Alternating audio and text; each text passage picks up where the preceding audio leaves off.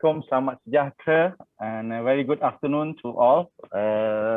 Alhamdulillah, praise to Allah Subhanahu Wa Taala, we are able to be here together discussing on the Japanese Ecosophy book written by Dato Zaini Ujang. He will be one of our panelists. We have three prominent figure now. First is Dato Zaini Ujang, the Secretary General for Malaysia Ministry of Water and Environment and Water. And also we have Professor Ali Selamat from Malaysia-Japanese Institute of International Institute of Technology, MJIIT, the Dean, the well-known professor. And also from Japan, we have Miss Mariko Saito, PhD student from Tsukuba University. Her field of study now is hydrology and water resources. So, ladies and gentlemen, we have an expert now discussing Japanese ecosophy. I put at my FB just now that there's a Malay proverb saying that yang baik jadikan teladan, yang buruk jadikan sempadan. We are looking at the whatever good, we should take that as an example. What is bad must be, we should avoid it. Based on that, this afternoon we will be discussing on Japanese ecosophy. Why Japanese ecosophy? What is the concept behind it?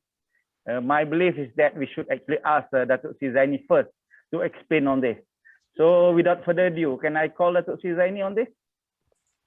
Terima kasih. Ohio, thank you very much. Arigato to moderator, Khair.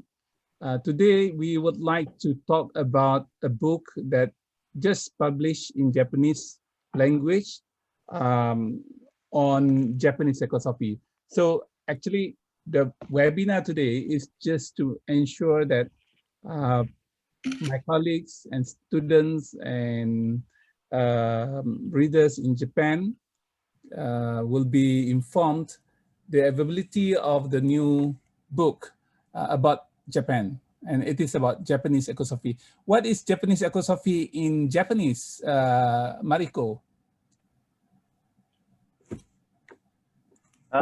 Mariko, you should on your... Sorry. That is 日本の環境哲学 in Japanese. Thank you. Yeah. So we have that translated, and the book is on the way to Japan at the moment, published by ITBM. It was originally published in 2019 in English by ITBM. So thanks to ITBM for having this book in the list at the moment.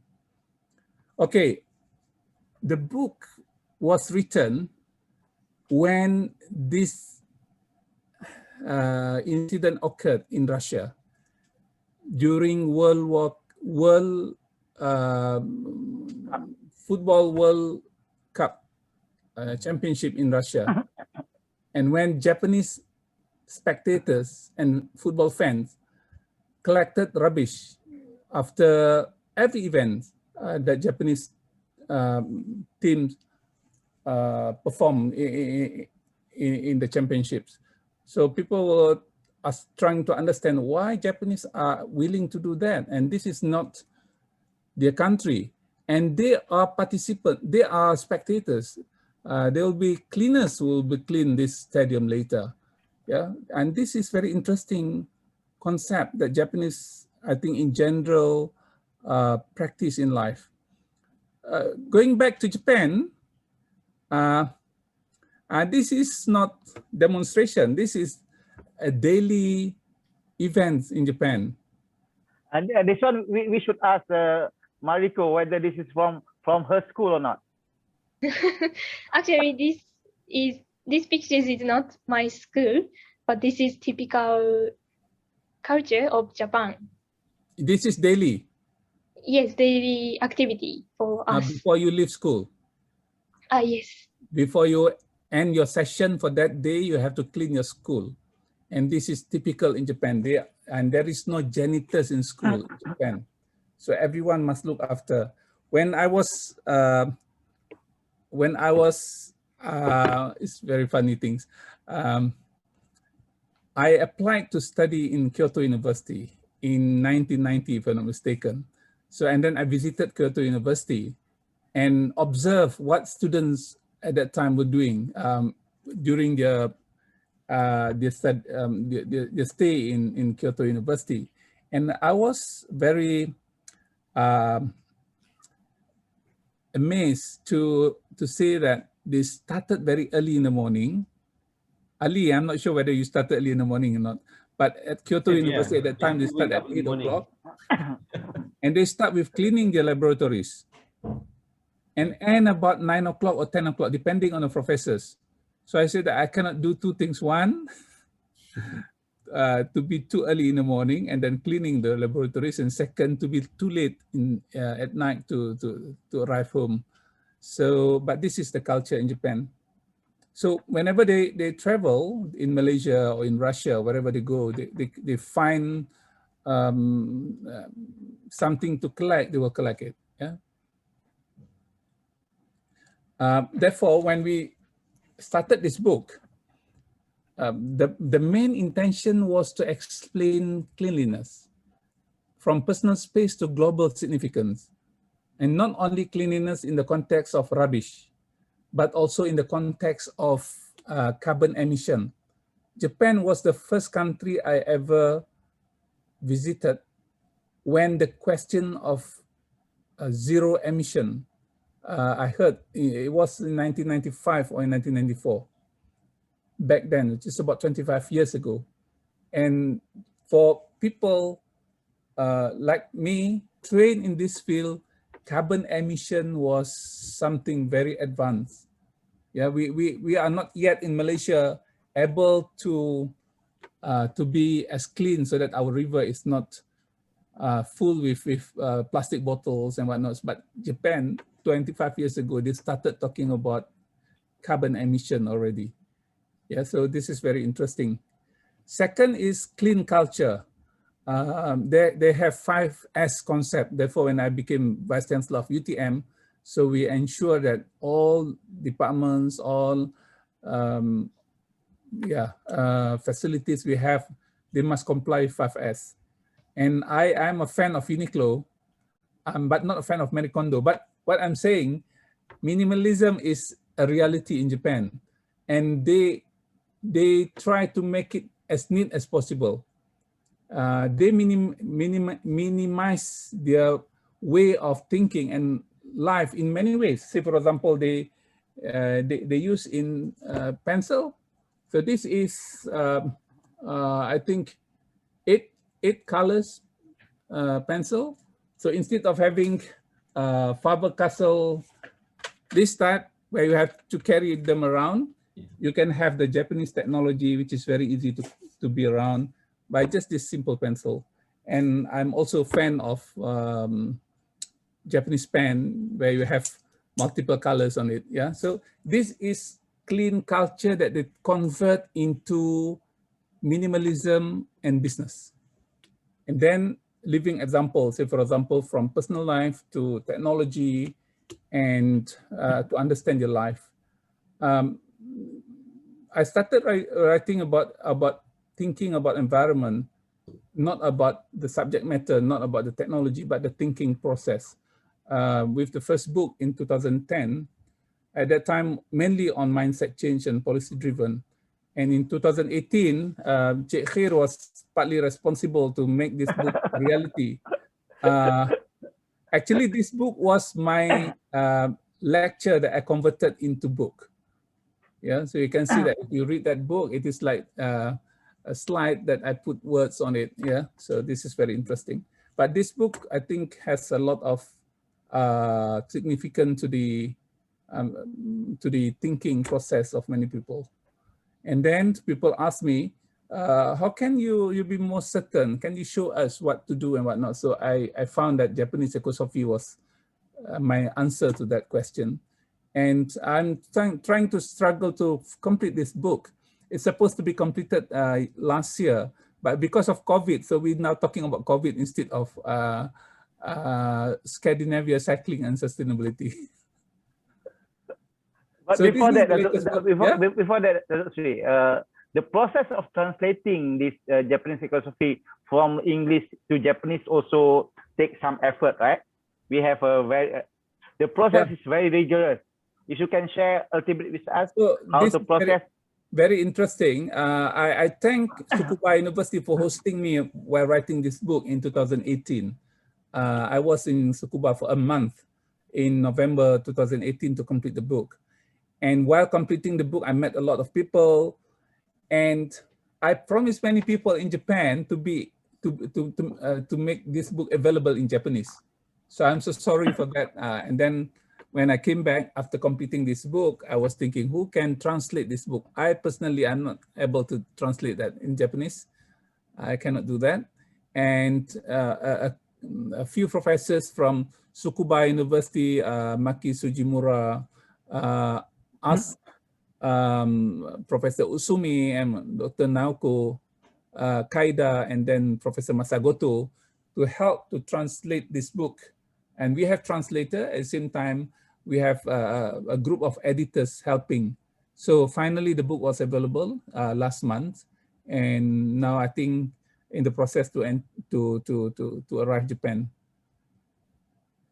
Yep, and from different perspective, many people ask me to translate that book into Malay. I say that I think not very catchy. In Malay, they would like to have more religious perspective, and then you put that in it. So instead of having Japanese ecosophy, we decided with Professor Zulkifli Muhammad Yusuf from University Malaya to write 40 hadiths. So 40 hadiths blend what we discussed from Muslim perspective. So if we were talking about Japanese ecosophy, 40 hadiths talking about Islamic ecosophy. So we try to start that, yeah. So what this is all about? Many people, many countries, many organizations try to do something. And what we do normally, starting with planning, strategizing, implementing, and improving, are confined into organizational domains. When you leave the organization, you leave the country, that's it, gone. Yeah, why? Because we are interested on the set of outputs.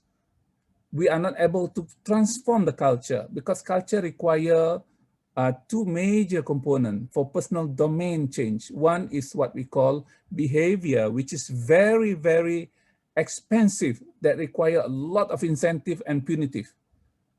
And in real life, what we do in life is about 5 to 10% related to behavior. Say, for example, you want to drive car, and suddenly you drive fast, you find that there are notice. If you drive fast, exceeding certain limits, you will be charged or something. So you slow down because of that, not because you want to drive slow for your betterment. The same thing happen if we do environmental regulatory work. But what Japanese people have done, they change the habits. So when they do it using subconscious mind, not conscious mind. Conscious mind is behavioral. Subconscious mind is habitual. Habitual means we do it without thinking. Why? Because it is already embedded in the DNA, embedded in the psychology, embedded in the lifestyle. And this is what Japanese doing. When they travel to countries like Russia or Malaysia, they collect rubbish. They don't feel that it is their requirement or it is their country. They find it, this is something that I have to do anyway. Yeah, so I think that's the reason why Japanese are willingly to do that. There are a lot of cases when Japanese come to Malaysia, say for example, during certain incidents, the journalists collected rubbish for us. The Japanese journalists collected rubbish that I mean, during some political crisis in Malaysia, when a lot of foreign journalists came to Malaysia, you can see that they throw rubbish, they throw cigarettes and whatnot, but the Japanese journalists collected all that without us knowing, because this is part of their habitual practices. And this is what I call public participation. You can only bridge that between organizational domain and personal domain through public participation. And public participation requires information, consultation, involvement, collaboration, and empowerment. Yeah, so many people say that I've done public participation. It is only at the first level, which is information. Yeah, informing people, okay, I want to do this, that's it. But in Japanese context, they do it. They empower the children to clean the class. They empower everyone to clean the streets. So at the end of the day, it is not only informing, you have to clean, but we have to do it. Yeah, so you can see that. So this is what I call climate culture, if you want to talk about climate change. And this is what environmental policy can do. Only to change behavior. And behavior is very expensive, as I mentioned. You have to give incentive, mean money. You have to give punitive, means law. And to have regulatory framework in place is not easy. You have to have people on the street. You have to have legal actions against defaulters and whatnot. But ecological philosophy is what Japanese are very good at, and not only behavioral, but also habitual. So in the book of 40 Hadis Pelestari Alam Sekitar, we were talking about Islamic ecosophy. Ya, halalan tayyiban silap ejaan, khalifah, ihsan, taqwa, and ibadah. Whereas if you think of environmental policy, it's very limited to organizational performance. KPIs, budget spending, rating, index, blah, blah, blah. So that's not relate to people at all sometimes, yeah? In order to get that numbers, you have to get some organizational apparatus to take place. So if you think of it, so these are 4 steps, what we have been talking about. One is whether you want to have enforcement infrastructure. This is one way to do it, or you can have awareness, education, religion. That's not enough. Therefore, many people try to emulate Japan, try to encourage people to do it. But what is lacking, we are not entering the personal space, the personal domain, the lifestyle. Yeah. So this is what I understood from my study. So Japanese ecosophy, from my perspective, you can add more, but I think 5 is good enough for us to understand. I asked many colleagues, including some Japanese philosophers. They said that these 5 can illustrate at least 80% of what Japanese ecosophy about. Yeah, that's good enough to explain. You can add more, but this is, I think, sufficient. One is kaizen, continuous improvement. If you be in Japan, they keep on improving. Yeah, many ways. Therefore, I asked Professor Ali, MJIIT must keep on improving in many ways. You will not find the same Japanese after 1 year. They are improving from time to time. War harmony, we don't want to create imbalances and disharmony, whatever. Consciousness about the superior gods and whatnot. In Japanese context, very, very, very significant. Motainai, do not waste not. Therefore, Japanese children start from the age of 1 or 2 years of age. They were informed that they cannot waste. Japanese children eat food according to what is served. You can ask Mariko, is that they have bento. Mariko, bento. You have to finish the bento. Yes. Yes. Yeah, bento. Bento is good because there's a portion of food already dedicated, and you cannot waste it. Yeah, and you have to buy bento according to your size. And ikigai, reason for being. So this is something. Dato Sri, Panzurina actually want us to elaborate further on ikigai, reason for being. Ikigai, okay. Reason for being. Mariko, you know ikigai. Yes, I know the meaning of ikigai. If you can help us explaining that. Ikigai, reason for being, it look like, can I proceed so that easy for you to understand later? So there is another slide. Okay. So this is a very famous person in Japan called Junko Idahiro on my left. Yeah, so the one with orange jacket. She helps me to understand Japanese in this form. When we talk about behavior and habits, it must be in ikigai.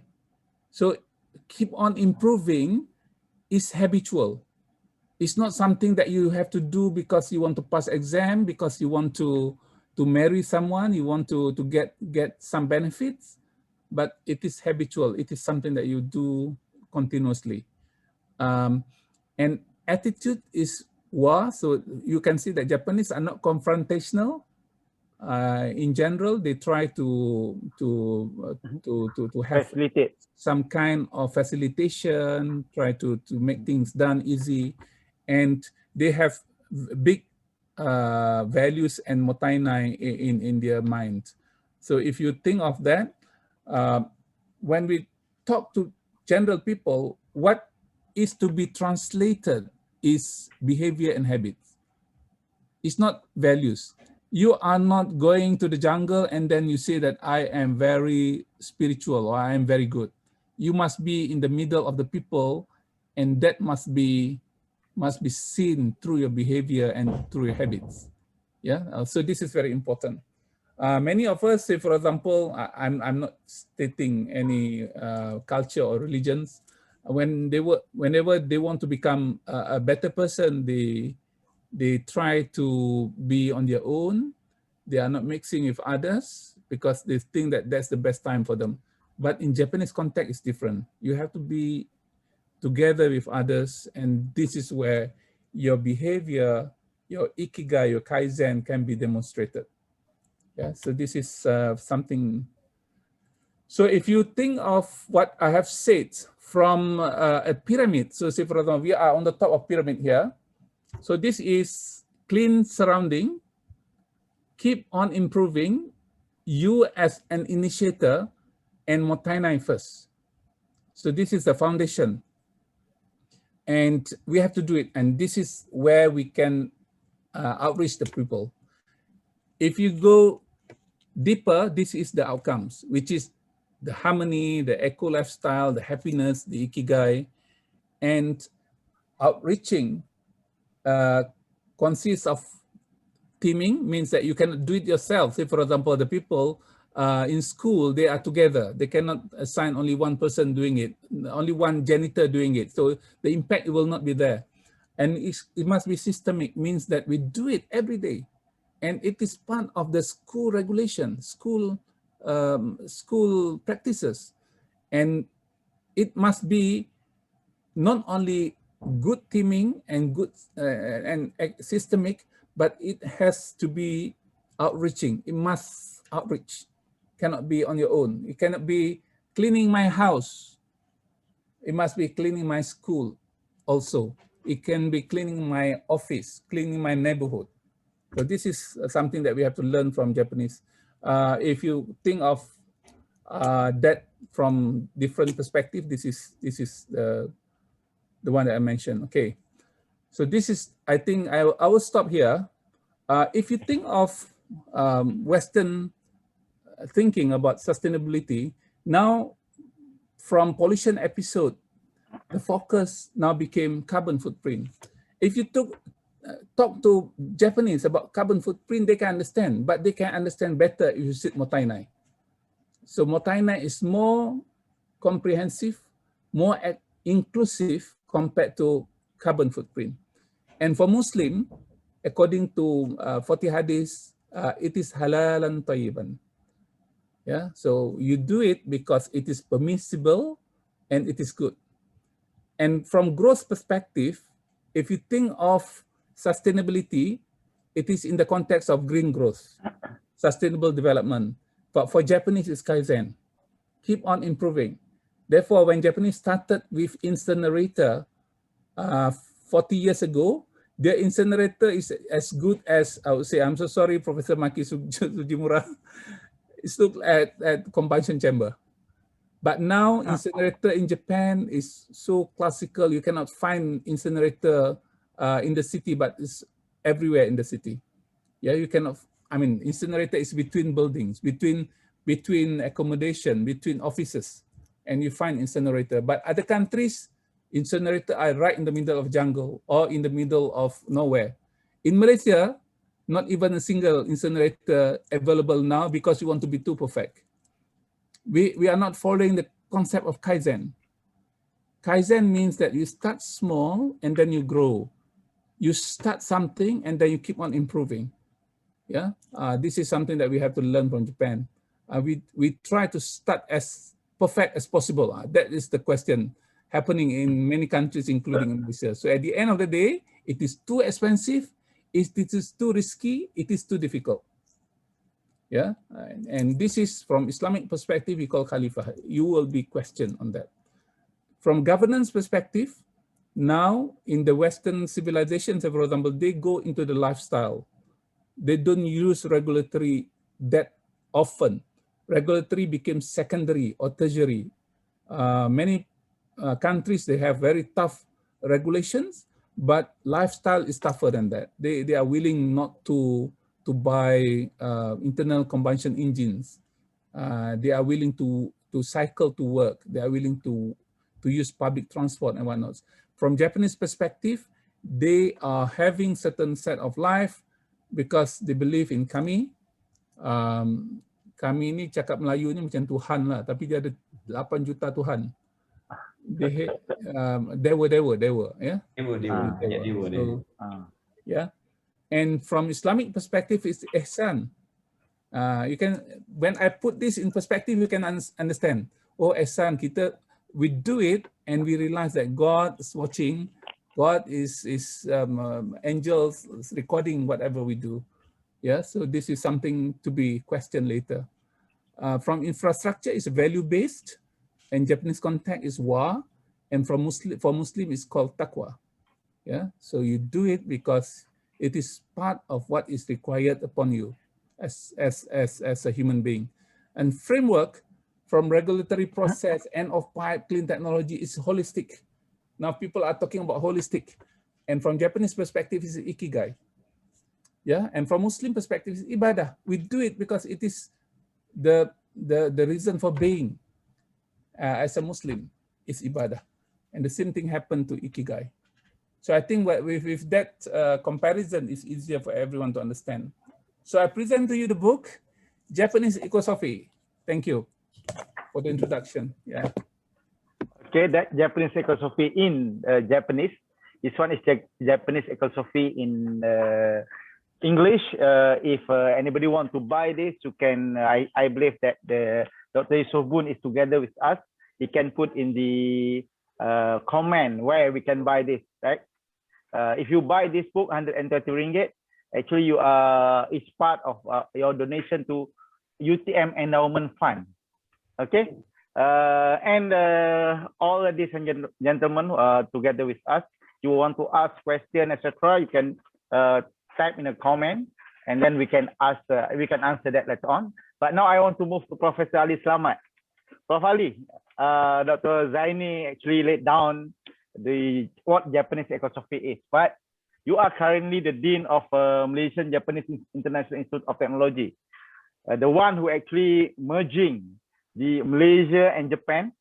Can you elaborate further on what is actually MJIIT to us, and what is your function, and at the same time what is actually why the institute being established? Prof. Ali Selamat. Thank you very much, yeah, Mohd Khair, yeah, Dato Sri Zaini Ujang, yeah, Mariko, Saito-san, yeah, thank you very much, yeah, and I think this is very great pleasure for us from MJIIT UTM to share with you a bit part of MJIIT, and then how we continue to bring the common values as what being shared by Dato Sri Zaini just now on the differences of the sustainability, the Japanese ways of life, and the ways of thinking, and of course with the what we call as Islamic perspective, as we have seen just now. And MJIIT, or stand for Malaysia-Japan International Institute of Technology, is an institute that has been established to bring the good values of Japanese ways of education to Malaysia. And of course, in a future plan is to expand to ASEAN. And the main ideas of establishing MJIIT is to cultivate the human resource with high level of technological and research capability, and inculcated a good working cultures of Japanese style based on a lab-based education. And we call it KASA. Yeah? And MJIIT UTM has been established based on this Japanese style of engineering education at University Technology Malaysia. And it is ideas of enhancing international competitiveness of Malaysia, as well as facilitation of regional cooperation in ASEAN region. Yeah, and of course, the ideas of MJIIT is back in 2011 to allow the technology transfers from Japan to Malaysia through the academic activities, through the research collaborations, student exchanges, and Mariko-san, also our graduate student. Yeah, for the audience, I would like to share with you that we have undergraduate courses related to mechanical precision engineering, electronic system engineering. We have this chemical process engineering, and recently we have a software engineering. And of course, we have a graduate program related to sustainability. We have a joint degree program at Tsukuba University, where Saito-san has been with us before, graduated on joint degree program from MJIIT and Tsukuba universities in a master degree program. And this is back the time that Dato Zaini Ujang was instrumental in supporting this initiative. And upon completion studies, Saito-san continued at the higher degree level of PhD program at the Tsukuba University. So I think that's a part of things that we are working on. And of course, we at MJIIT provide opportunities for Malaysian and of course internationals to pursue the academics program that are equivalent to the field that is offered by Japanese universities. And partly on the sustainability is also part of this. And most of the topics that being shared by Dato Zaini Ujang in his book on this so-called Japanese ecosophy is actually on ikigais, on on what we call as put people first before us. And of course, those are the values that we are actually emphasizing very much, like Kaizen, for instance. And these are the important part of the things that we are working on. And for all of you that I would like to share, we have the collaboration with the 30 Japanese University Consortium under, we call it JUC. Yeah, and this is so special about MJIIT that is not available in other places, whereby if you enter MJIIT or you join MJIIT, you will having the windows to Japanese universities and Japanese lifestyle ecosystem.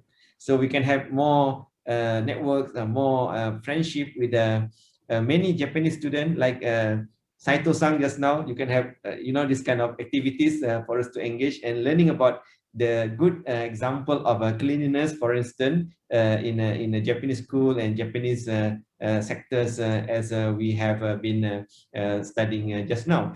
And at MJIIT, we provide different level of support to our students, whereby we emphasize also another element of Japanese, or we call it at this ICOSA, we call it Senpai and Kohai. In Dato Zaini book on eco-ship here, yeah, on the Japanese ecosophy, he mentioned also on the Senpai Kohai, whereby the seniors and the juniors are working together. In our case, we have this Japanese laboratory setting, whereby from day one, when students are joining MJIIT, they are actually with this ecosystem where we adopt these values like planning for success. In Japanese, we call it Dandori Hachibu.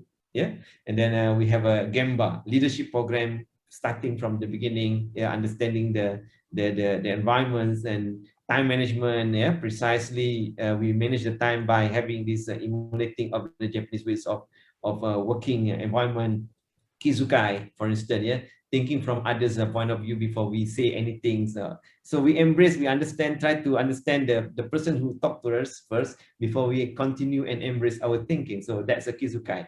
And of course, Kaizen is already being explained by Dato Zaini just now. And of course, when we say about the Kaizen, it's about reducing the defects. So this is like a zero errors, and do things right at the first time. So we don't repeating the same mistake at, you know, a second time, third time, fourth time. So afterwards, it's a lesson learned, and we could put it into our standard process. So next, we are exploring a new opportunities, new innovation, and things like that. And the other thing is related to analyzing the problem to the bottom line. So in Japanese words, they call it gen insukyu. Yeah, so meaning that we understand it, we try to figure out the best way to solve this problem from the beginning. And of course, it's not going to affect the later stage of the process. Yeah. And the other one is on the so-called avoiding the recurrence of the same problem. So repeating the problem that we already encountered before. So I think this is what lesson learned, and this is very important. They call it Saihatsu Boshi. Yeah. So I didn't remember when I was, you know, we have 30 Japanese Unity Consortium. So to have this network of activity takes, I think, more than 30 years. Yeah. So it's not one day for us to just build this network of activities and connection with Japanese universities. Yeah. And what they will look at us is that I think what they will observe the ways that we are doing based on this principle, and then either we understand, we do it from small to bigger stage, but towards the line that we understand this process, and then we try to improve it. Yeah. So this is the thing that we emulate to our educational system, and we impart this kind of I think attitudes, as Dato Zaini mentioned just now. Yeah, it's about changing the attitudes and making things to be better for the futures, and become a more responsible person later on. Yeah. So that's the ideas how actually we implement the Japanese values at MJIIT. I have many more points to say, but I think I will leave you to Encik Mohd here to continue on this session. Thank you. I want to ask Mariko, did you read the book? Yes, I've read it. Both. Both. I've read it. That is similar? Yes, similar. Is that similar in meaning? Yes. Which one is understandable, easy to understand? The Japanese? For me, Japanese is more understandable. Yeah. So you trust the translator more than the writer. So is that something that you find it what Japanese are doing? I asked many people, but I just want to ask you whether this book illustrate or explain the Japanese ecosophy from your perspective.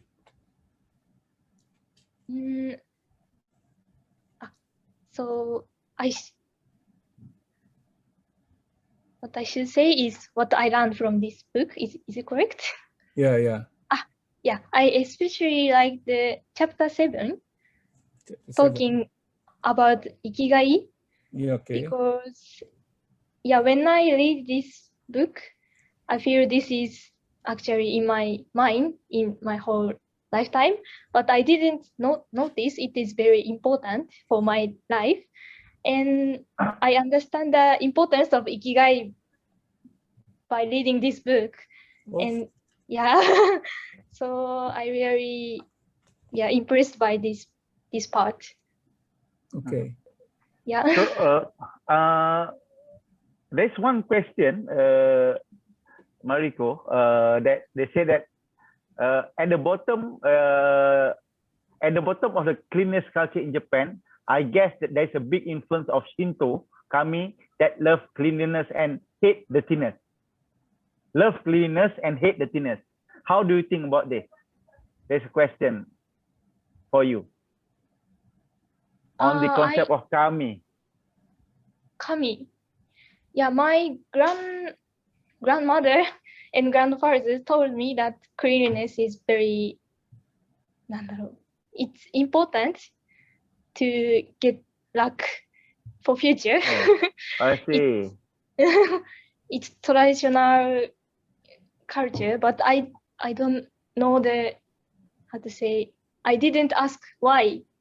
Just I Absorb. think I believe it. Yeah. So can I Professor Iwamoto that asked that question is very important. I think when we study Shinto, when I wrote this book, I found that Japanese people, they are learning through experiential. They do it. In the Shinto practice, you have three things that you do in life. One is cleanliness, cleaning. So every people who learn Shinto, they must learn how to clean themselves, clean their minds, clean the surrounding, clean the bathroom, clean their working place, clean their neighborhood, blah, blah, blah. Second is for them to reflect and learn. And third, for them to rest. So the life is divided into three. Yeah. So, but what is important here, cleanliness is considered one out of three things that you do in life. So in other culture, they don't call it cleanliness. They call it, say, for example, prayers, salat, and whatnot. But in the context of Japan, cleanliness and reflection and learning is two different things. Yeah, so it's very significant time allocated to life for them to do or to practice cleanliness. So this is something that I am very much interested. Someone is asking, Siti Amirah Hamdan, two principles again? What principle is that? He's asking Prof. Ali, second principle of that Prof. Ali did mention, because she cannot take it previously. Yeah, what is the two principles, Ali? I think I was sharing about the on the ikigai just now and on the motanai, but I think there are others values that we put in. I think probably senpai kohai or something like that. Senpai kohai. Senpai senior and juniors mentoring process, yeah. That is also part of the educational process, whereby the seniors will be guiding the juniors, and juniors will say that wakarimashita, I understand, and I will do it. Yeah, and of course they have the conjuncture of understanding it and try to learn it from the heart. It's not just from the words. Yeah. So when the Japanese do things, what they do it is they try to understand what is in your mind. Yeah. So there's a kind of things that very important. Yeah, because the principle of wa basically to make the things to be harmony. When we do things that either being asked or being discussed, then we try to understand that the other side during the negotiation in the proper way, either this is both sides satisfied with that kind of condition. If not, then they not try to say something very difficult for them to do, but they just leave it at certain point, and then afterwards they come back and start to find out the best time to talk or to elaborate the point that they wish to share. So that's the principle of wa. And of course, the other thing is about the kizukai, things from others' point of view. Yeah, so meaning that whatever we do or we're trying to do, so we think that what are the variabilities of the perspective on different people on the points that we're trying to say. So from that conjuncture, that will bring that person to be more acceptable in that particular community in a way. Yeah, I hope that I shared the situation. Thanks. Here. That was, yes. I want to ask Mariko, because I would like to know what do you think about the book after you read both versions? Yes, I've read both versions, and I would definitely recommend this book of Japanese version to my friend, especially my Japanese friends. And because as you know, it's difficult to visit Malaysia directly in this situation. So before this pandemic, I have learned in MJIIT, that was the joint degree program between MJIIT and University of Tsukuba, and I learned many good points, both Japan and Malaysia, by staying there and talking with my friends and lecturers. That was very good experience. But now it's difficult to visit. But reading this book, now I can learn a lot of new perspective on Japanese environmental management and also culture behind that.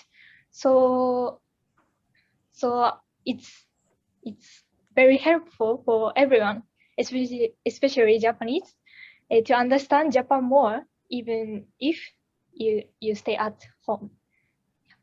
That's my thinking. I have to make a reference to a person in this book by the name of Tsuyoshi Kato. He wrote this book about Minangkabau. And when I got married in 1992, he was the only person that using camera to record my marriage at that time. I mean, video camera. Yeah. So we became friends then, and he studied to compare Minangkabau people in Negeri Sembilan and the origins in Sumatra. And he came back to Malaysia, I think almost every year since 1969 or 67. I forgot the exact date. And he visited a lot of us. And my village, Kampung Inas, was recorded well in scientific journals because of him. So if I want to know my ancestors about my village, I have to go to Kato, 1970 or 1967, something like that, to understand what my ancestors done 100 years ago. And when I told him what's so interesting about my village, and then it inspired me to learn Japan as a whole. Therefore, when I visit Japan, my book is not as good as scientific as the thesis written by Professor Kato. Professor Kato did his PhD in Cornell, United States, about my village. So I think it is my responsibility to learn from Japanese people. Kato learned a lot from us by learning from my kampung, not my country, my village. So I think I have more to learn from Japan as a whole. So in this book, there are significant number of pages that dedicated to Kato. And then Kato is very well known among Malaysian anthropologists, especially those who are interested on Negeri Sembilan. And I would like that to be recorded. But at the same time, when you talk about Japanese ecosophy, they are very humble. Japanese are willing to learn from whoever, despite you might not be better than them. So this is something that Malaysians must learn. Whenever we want to learn from something, we check the people, check the community, whether these people is worth it to be learned from and whatnot. But Japanese, they learn from my kampung. My kampung is Kampung Inas, Negeri Sembilan. You will find more lembu and kerbau in kampung now compared to people. So the people are now all in Klang Valley or wherever they want to stay. But Kato has thesis on it. So this is something that I have to record here. And this actually partly inspired me to write this book. Dato Sri, in a almost similar view on that, there's one question stated here. If the culture of ecosophy is taught to Malaysian, do you think that we will get objection from the peoples due to so-called quote-unquote complicated method? If yes, will there be any way of changing Malaysian mindset? I think we cannot replicate everything. Wherever we learn from something, we have to choose and adapt. Therefore, when I talk to Malaysian, in particular Muslim, I talk about 40 hadis pelestari alam sekitar. Yeah, if you read 40 hadis pelestari alam sekitar, it is about Muslim ecosophy. I cannot sell Japanese ecosophy for people in Malaysia. Just for us to learn, but this is something that important for us to understand, that Japanese changed a lot after World War II because they are very quick to learn and they learn from everyone. Kato learns from my kampung. Just like our forefather said lah, yang baik jadikan teladan, yang buruk jadikan sepadan. We will learn anything from everybody, right? Hello? Can you hear me? Yeah. Yeah, you can hear you. Yes. Okay. And question for Prof. Ali. How successful is MJIT in inculcate the Japanese value in the student at the center? How different are they from other students not part of MJIT? MJIT can be the catalyst to change of attitude and developing good habits of IPTA.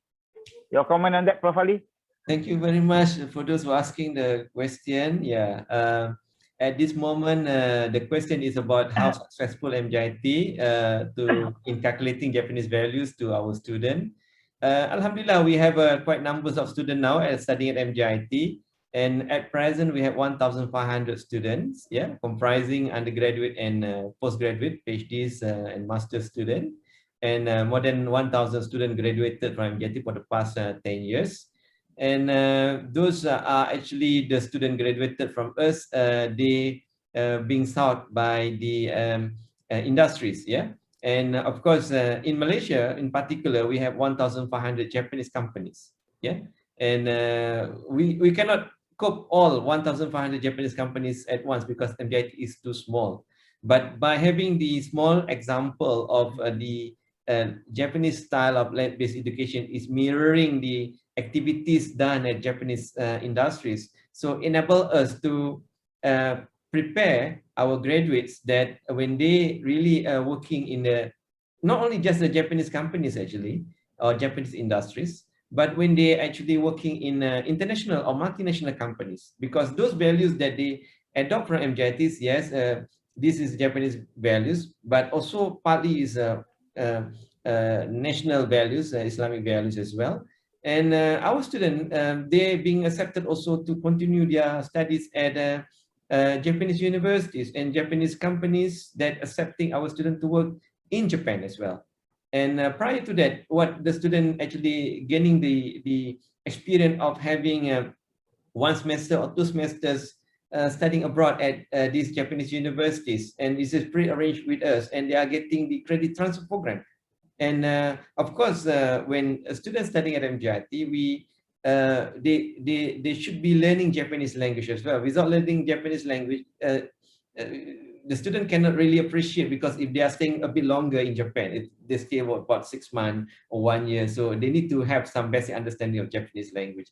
I think in a nutshell, we have been emulating these kind of activities that putting very much on the Japanese values and educational system, that complementing whatever that we have in Malaysian educational system, that I think that's very good, yeah.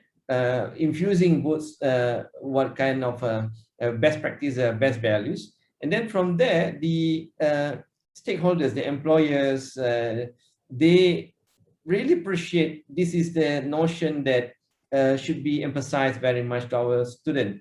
And of course, in terms of implementing it in others, IPTAs, definitely this is something that we are looking forward, yeah, because MJIT is being developed to emulate best practice of Japanese ways of educational model that is fit to Malaysian, but of course at early stage we need to find out the best way to match both sides. So I think by having this kind of common understanding, yeah, and of course the ecosophists thinking of Japanese ways of doing things and Malaysian ways of doing things, then I think that's can expand further in others, not only just public universities, but private universities as well. So I think that's my comment on this. Thank you. Thank you very much. Ms. Mariko, actually what drives Japanese people to contribute willingly to make their houses, neighborhood, school, and factories clean and beautiful? What really drives them to do that? Based on my experience, I think it's related with what mind, as mentioned in this book. I think that Japanese are highly concerned about not bothering others in general, because my grandmothers and my parents told me that don't bother others when I was a child. And so that mind is a strong motivation for me to clean the public space. And actually, I'm not good at cleaning up, so my private space is not so clean, and I often miss it. But I try to keep cleanness on public space because I don't want to bother others anymore. And based on my experience in Malaysia, I realized that this mind is not ordinary around the world. And because my Malaysian friend says that she believes that you should forgive others because you've been bothering others. Yeah, in Malaysian culture. So I really love their Malaysian mind because it's very good, because they are willing to help each other with kind consideration. And at that time, I also noticed that the Japanese mind is very good because I feel it is the shape of consideration to others in Japanese way. And this kind of mind is maybe contribute to the Japanese ecosophy and Japanese behavior. I think that's all. May I add something here? Yeah, I think my experience when I was in Japan last time when I did my studies, just a very little period of time, about you are 3 years there. You did your PhD there or what? Yeah, I did my PhD there in Japan. We see that when I went there, it's like I don't really study Japanese language at all, so I have to go to Japanese school, and Japanese we have to learn Japanese language, for I think half year. But I think the most interesting part is that when we live at the Shiei Jutaku, or the public housing, so that's very interesting because I'm we are a very small families that time, but we are the only foreigners there. But the interesting part is that we have to participate in gotong royong. So every 2 weeks we have to join the gotong royong process, and everyone in the housing areas will go down and clean the areas together. It's a compulsory to each of the household. It's a very important thing, and it's a collective responsibility. And I think this is something that we have also the concept of gotong royong. But I think by having this we have the common values that very interesting. But that being practiced, and this is done by the communities, and of course it's kind of wajib. If you are not there, then meaning that you have some merit and demerit points, something like that. and the things that you are not attending, then they call it hazukazi, memalukan. If you don't come, there's something very, very shameful. Shameful. Okay. If you go anywhere, people do it. Why you don't go there? You don't join the community. So that's very interesting. People watch each other in that way. This is very important, Khair. Yes. During Hari Alam Sekitar Sedunia, World Environment Day on 5th of June, we wanted to have the whole gotong royong that involved the whole community. So we planned at that time to have around 10 million Malaysians going to clean environment to start with. within your vicinity, within your neighborhood, but because of COVID-19, we were not able to do it. But we try to replicate what's in Japan. In Japan, there are 2 days, 1 or 2 days, I forgot, where everyone will go to river and then the neighborhood to clean on one Saturday. What's this they call, Mariko? What? Cleaning Day on the river. Clean day. I think that's kind of. Yeah, it's on what day of the year? You still remember?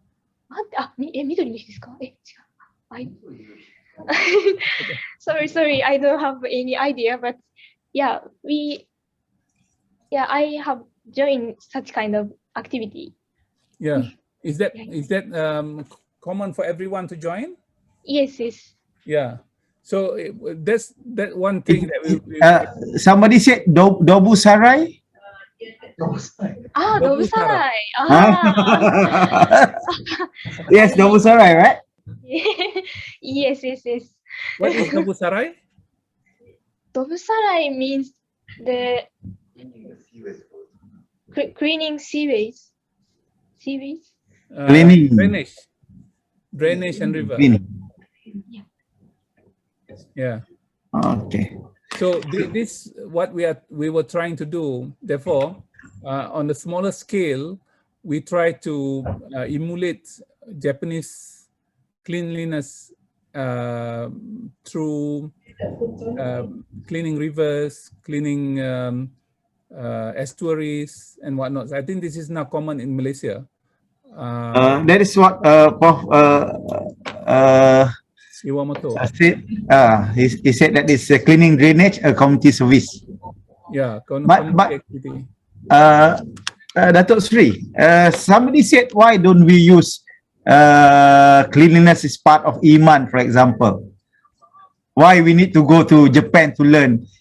And in Islam we have like cleanliness part of. Yeah, this is something that we discussed yesterday with Professor Zaini Osman. When we talk about cleanliness in the ritual context, it is very much into preparation towards prayers. I see. Ibadah khusus. Ibadah khusus, a specific ritual. We are still not able to make it as ibadah yang lebih luas, more comprehensive and more holistic kind of thing. So we should learn how to do it. So therefore, we try to work with some organizations in the country, universities in particular, how we can have this concept. So this is what I put in the book of 40 hadis pelestarian alam sekitar itu sebagai fikih ekologi. Yeah, so this is very, very, I think, relevant to what we are talking about. So please read the book, and then if you want a Muslim perspective, you read 40 hadis pelestarian alam sekitar, so you can see the difference. I'm not saying that we shouldn't appreciate others. I think others will give us enough motivation for us to move forward. If with this situation in place, we know what to do. Say, for example, if they come to our country, they help to clean our streets. Yeah. Recently, I mean, it's about 6 months ago, someone from Japan came to Putrajaya. They collected some type of rubbish, only that type of rubbish, and they really put them in perspective, stating that despite Putrajaya is big, that kind of rubbish is little in compared to, say, for example, compared to Japan, compared to London, or compared to many places that he has been spending time. It's very easy if you collect rubbish, specific type of rubbish, for 6 hours. So you come to Putrajaya, you do 6 hours. You come to Kuala Lumpur, you do 6 hours. You go to Tokyo, you do 6 hours. You go to Kyoto, you do 6 hours. You go to London and whatnot. So this is their routines during their holiday. And the person can narrate that within 6 hours of spending time on the street of Kuala Lumpur, I found less type of this way in terms of volumes compared to, say, for example, London, compared to New York, say, for example. Yeah. So this is very interesting observation, and this is done by Japanese. That is very interesting. That's why we need Japanese ecosophy. But mind you, all these ladies and gentlemen, this book is a traveler's note where it has been written in a way that it is a little bit what I said, entertaining. Okay, and if you can see, it is full of color. And then some pictures in it, some diagram in it, and I believe that if you buy this book, it is very worth actually experience. Okay, all right, Mr. Mariko, you agree with me? Do you agree with me on my observation on the book? Yes, I totally agree with you. I can feel traveling Japan by this.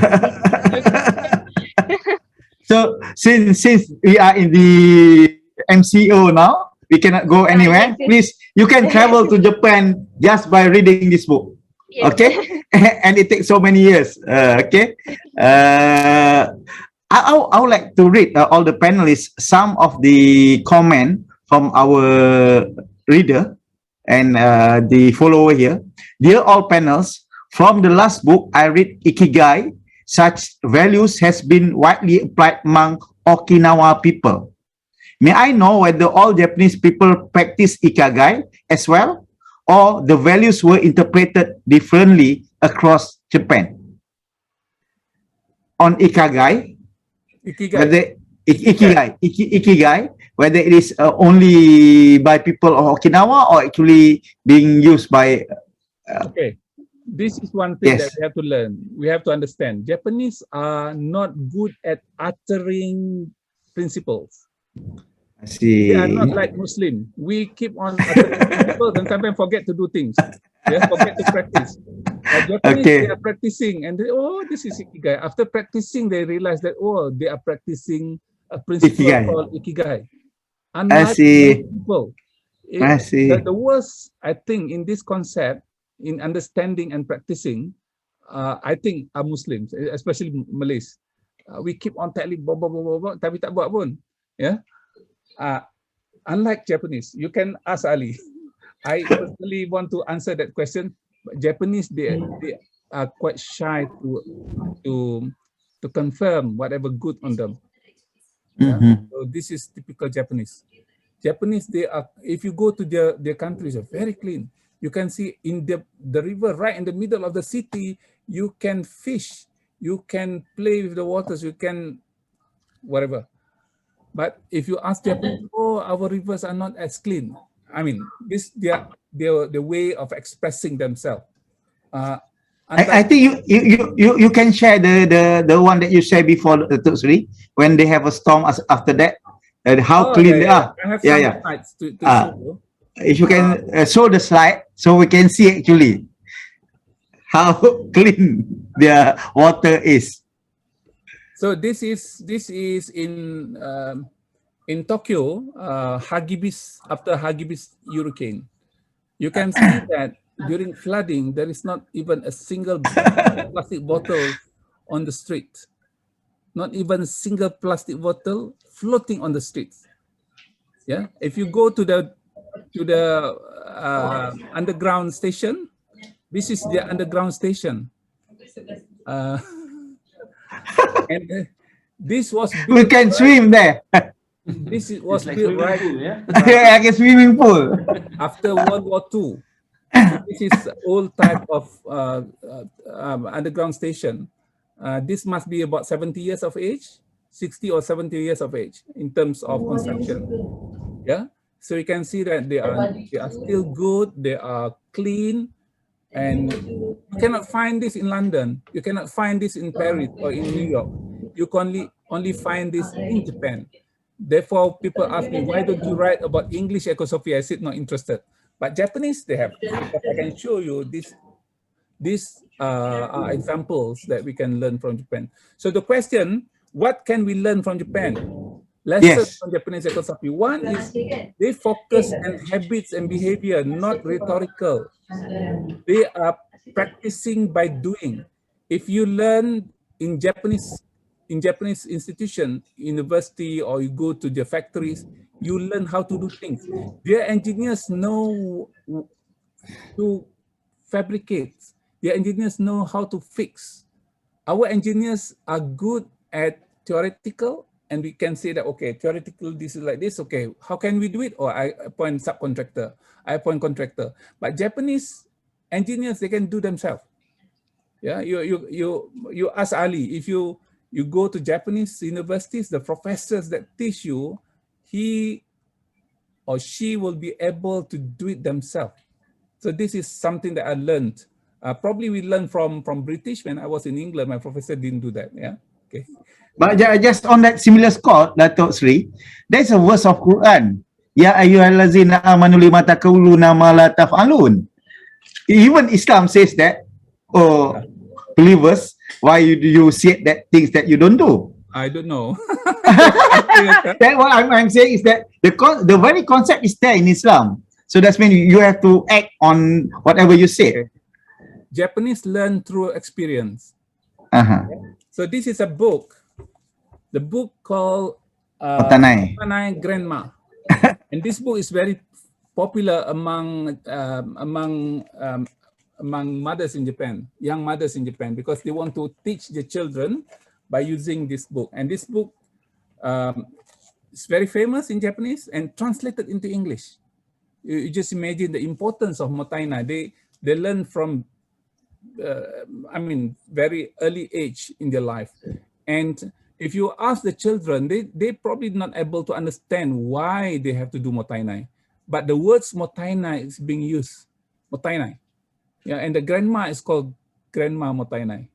So nak tunjukkan macam itulah, dia more on practice. Yeah. The second thing, which is very important, is workable regulatory framework. This is what I mentioned about incinerator in Japan. Why in Japan, in Tokyo alone, they have more than 100 incinerators right in the middle of Tokyo. Why? Because their regulatory framework works. It means that when they started developing the incinerator was just an incinerator with all kinds of weaknesses. And they keep improving by Kaizen. Yeah, keep on improving. Whenever they were installed 50 years ago, they was very shabby. It was very insufficient design parameters, but they keep on improving from time to time. And many parts in many places in the world, we started with high level and then declining from time to time, but not happening in Japan. They keep on improving from time to time. So they must make sure that the regulatory framework works. Despite they are very low in standards. Say, for example, water quality standard in rivers, Malaysian water quality standard is higher than in Japan. I want to repeat.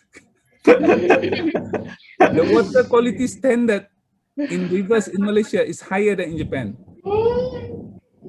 Yeah, but why Japanese water quality standard, despite it is lower than Malaysia, they are better rivers in Japan? Because everyone is not looking at compliance. Everyone is looking for improvement. Whatever standard, you keep on improving. Malaysia, this is a standard, we try to achieve the standard. In Japan, they try to go beyond the standard. We are 10 times better than standard. That's what I can put it in words. So we have the better standard, but the standard of our river is not up to the standard. I'm not saying that. What you are trying to say, Dato Sri? Our regulatory framework sometimes is difficult to be workable. In Japan, I see. they have lower standard for everyone to pass and then to move forward. Say, for example, the passing for exam SPM is 50 marks. Okay. So the standard in Japan is 50 marks. But everyone is trying to get 99 in Japan. I see. Yeah, we have 70. Everyone is 65.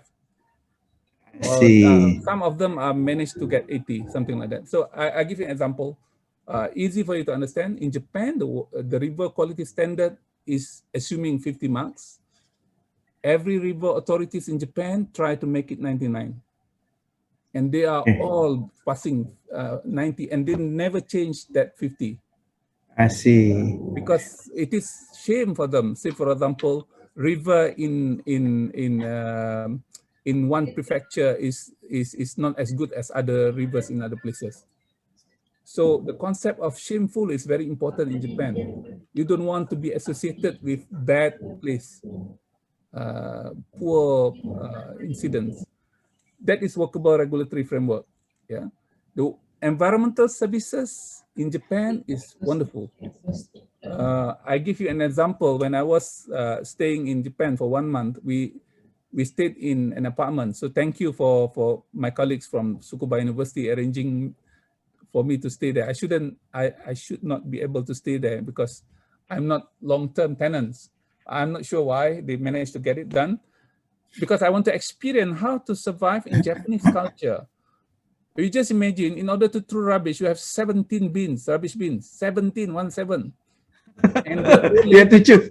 will watch at me, ensuring that I throw in a proper rubbish, in a proper rubbish bin. Why? Because if you mix up, the value of the waste collected is not as much for them to sell, for the community to benefit. Yeah, they have vendors. Say, for example, plastic, they have 4 types of plastic. Papers, they have 5 types of papers, blah, blah, blah. So if you able to segregate them properly, so they can sell at higher price, probably 3-4 times compared to if the waste is not in the segregated form. So this is very important. And they are willing to pay the services. So this is something that we have to understand. Japanese are paying a lot to environmental services. The water tariff is very high. The electricity tariff is very high. And they have tax associated with it. Now, if you want to buy electricity in Japan, you can have electricity without carbon footprint. I mean, so low carbon footprint. No coal in the electricity you buy. You can buy only electricity from solar and wind. Of course, probably. Is that more expensive, Mariko? If you buy electricity from solar and wind?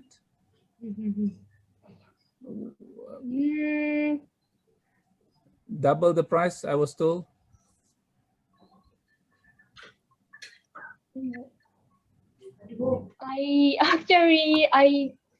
My parents paid it, so I don't I don't have any information. Yeah. Probably, but Prof. Ali, you can check later.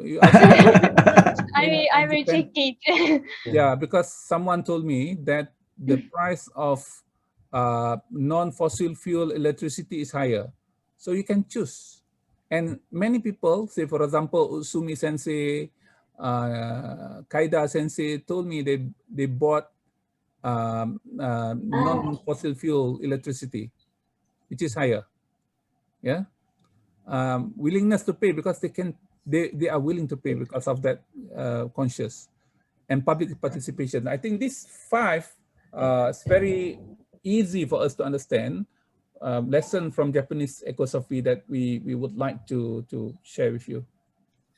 That's very interesting, Dato' Seri. I have actually, I will read. We have about another 12 minutes, but Brother Samsul is have a question.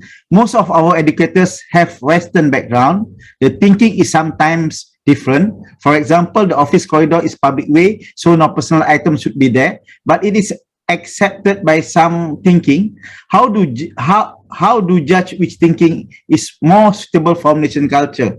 It's about our culture. Same goes to what Dr. Zarina said. Japanese culture are beautiful and soft. Even the table manners and food, clean country, traditional costume, also high technology. And Patricia Chin, how else do we re-educate Malaysian to bin their rubbish in the bin, not in the lid, on the lid? Stop depending on cleaners to pick up their rubbish. Think of the overall financial and lifestyle impact to them if the habits don't change. Okay. We are talking about our habit. Khair. Yes. This is what I learned from Japanese. They don't wait for others to do it. Yeah, they don't blame government and blame authority for not able to do something. They do themselves. When they come to Malaysia, they found rubbish. They don't blame Malaysian government for not able to do it. They just pick up the rubbish and then jalan. Jalan. I see. That's what Yeah. I try to share with others. And Japanese, they don't care. You want to say thank you or you don't want to say thank you? Fine, no issue. Because as far as I'm concerned, I've done my part. That's it. Yeah. Certainly not the whole country agree. The whole country, I think, forget about it. Yeah. You will not change our culture if you ask others to start. Why not you start? Say, for example, if you want to, to clean our environment, join a lot of groups. I initiated with my colleagues, Friends of Rivers. If you are very concerned about rivers in the country, okay, during weekend, let's do something. We can do a lot of regulatory framework, as I mentioned, but regulatory framework is very expensive. We require punitive and incentive. Yeah, and it's very long-term kind of thing. So therefore, to have an immediate impact, you must learn from Japanese. When Professor Saburo Matsui told me that there is a group of ladies looking after the river, Kamo River in Kyoto, I was very amazed. The first time I went to Kyoto was in 1986. And at that time, I still remember that Kyoto River, Kamo River was not as beautiful as what we do now. We have now in Kyoto. If you now travel to Kyoto, you can ask Professor Ali, you must go to the river and take photo. Yeah. You can see fishes over there. You can go and play with it. Yeah. And this partly because of the ladies in Japan, in Kyoto, and Professor Matsui's wife was one of them, leading initiator in that particular ecosystem to help people to clean rivers. And when we have 10 people to clean rivers every weekend, you will find another person join next week. And at the end of the day, the river became clean and no one will pollute the river. Why? Because my wife cleaned the river, I cannot pollute the river. Oh, that's nice. That's the thing. Some people say, for things to change, I must change first. We cannot expect others to do that. Malaysian context, who is supposed to do this? But we must remember, despite Japanese are paying a lot to the environmental services on collection of waste, on sewage, on water tariff, on electricity, on you name it, kind of other taxes that they have to pay. They are not solely depending on environmental services operators or contractors to do it. They still have their own portion. Why? Because they believe in kami. They believe that dewa dia orang akan tengok dia orang. Okay. Sebab tu dia panggil, Dato' Seri, dia panggil kami sama. Setiap tempat tu ada kami, ada dewa dia. Kalau kita adalah, kita ada takwa kan. Kita yes. Jadi mereka, this actually they are looking at this, kami sama will look at them, and then any things that do not good, then they will come back to them. So this is the concept of takwa should be extended not only for prayers, not only for basic pillars of religion, but also the living spectrum and the living the lifestyle overall must be seen from that perspective. We have also concept of angel, malaikat, kiri kanan. Nampak, we cannot see them. Kami also, they cannot see kami, right? That is factual. This is the thing that if you want to follow, that's the concept that we have. Dato' Sri, we have another 5 minutes. My belief that we will have a conclusion. So I will start with Ms. Saito. Anything that you want to say finally on the book, so that we will encourage people to buy the book either in Japan or in Kuala Lumpur, please. Okay. Yeah, I strongly recommend this book because you can learn many things at your home. Yes. So and thank you very much for giving me a chance to read this book and also join this great session. Thank you. Okay, thank you, Thank you. Miss Mariko Saito. Prof Ali, anything you want to say about the book? Finally, before we give to Dato Sri. Yeah, thank you very much. This book is very important. Yeah, I think this is very good discussion about the Japanese ways of doing things and the ecosophy of them. And then I think if those audiences would like to know further, I think welcome to MJIT. We are developing this type of thing, and those short courses and common understanding with the Japanese values and cultures, we are there. And with Dato Seri also our advisor on these activities as well. Please continue to connect with us on these activities. Thank you. You see, buy this book first. You learn and you go to MJIT so that they will teach whatever in this book. You see, it is both sides, the theory and the practical side. Okay, Dato Seri. Okay, I would like to share finally. This is the conclusion. Yeah, I mentioned about eco-shift framework. So from ecosophy perspective, Western perspective is well developed when we talk about carbon footprint, but we talk about carbon footprint, Japanese people cannot appreciate that much compared to saying motainai. Muslim say, for example, you say carbon footprint tak masuk dalam kepala pun, Khair. You cinta kenapa? Tak masuk dalam kepala. But the moment you say halalan tayyiban, that's different. Okay, menusuk ke jiwa. Green growth, Japanese, they relate to Kaizen. Therefore, they started very humble, very modest, but they keep on improving. Their river water quality standard is not as thorough as what we have in the country. So I have to admit that. And they have beyond the standards that required. And then lifestyle, we have ihsan for us to be guided. Yeah, values, taqwa sebagai principle, yeah, and holistic. So if we look into what government can do, government can only influence environmental policy. Itu pun kalau government yang stable, strong government, stable government, they can influence very strong environmental policy. But environmental policy talking about different way. They don't change people. They change KPIs. Berapa ramai orang ditangkap tahun ni? Semakin ramai orang ditangkap, semakin baguslah KPI dia, sebab semakin ramai orang yang kena apa ni, penguasaan tu lebih teratur. How much budget spending this year?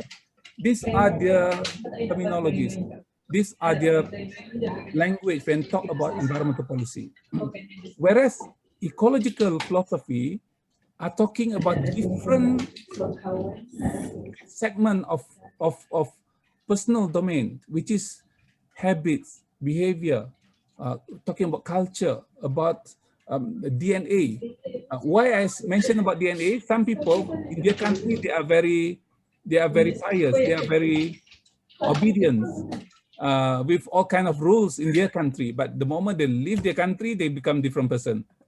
But if you have DNA in you, wherever you go, you bring the same culture, the same habits, the same behavior everywhere you go. So in order to change that culture, we have this, I just give you three, and actually I have another one, Scandinavian. So I'm yet to come up with Scandinavian ecosophy. Actually from this book, Nis book, and the book that I'm going to write with Gustav also on. So for everyone, thank you for listening. The proceed from this book will go directly to endowment UTM. So pay to your endowment UTM. You don't pay to me, okay? I have to send it to UTM later. So it's easier for us to do that. And hopefully Ali can help us to get more for the book to be purchased by many people who are interested. And then it's part of our ibadah, membolehkan kita dapat contribute kepada learning ecosystem. At the same time, learning from Japanese people. I think we are very much thankful to our colleagues, especially from Tsukuba University, for helping us today. Thank you. Assalamualaikum. Thank you very much, Dato Sri. So, ladies and gentlemen, we are at the end of our session. It is nearly 5:30, another 30 seconds. So I would like to thank first Mariko Saito from Tsukuba University. All the best for your PhD. We hope you can do well and finish it as soon as possible. Prof Ali, Selamat. Thank you very much. And we wish you all the best for MJIIT. And we hope that all the Malaysian will know better about MJIIT after this, and then we can go there. And Dato Sri Zaini, thank you very much. As always, you are busy, but still you have every day your webinar sharing with us. Today is Sunday. Today is Sunday. I know that yesterday you are talking about books and culture, and today is about the Japanese Ecosophy. And ladies and gentlemen, thank you very much. Assalamualaikum warahmatullahi wabarakatuh. Salam sejahtera. Arigatou gozaimasu. Arigatou gozaimasu. Kasih, arigatou gozaimasu.